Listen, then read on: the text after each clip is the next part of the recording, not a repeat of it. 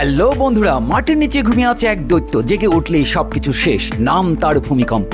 বলতে হবে সবচেয়ে ভয়াবহ ভূমিকম্প কত মাত্রায় হয়েছিল? 8.5, 9.1 নাকি 9.5?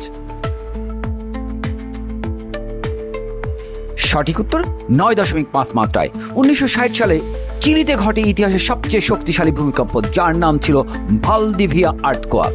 এবার বলো, ইতিহাসের সবচেয়ে প্রাণঘাতী ভূমিকম্প কোথায় হয়েছিল? ইন্দোনেশিয়ায়, চীনে নাকি তুরস্কে?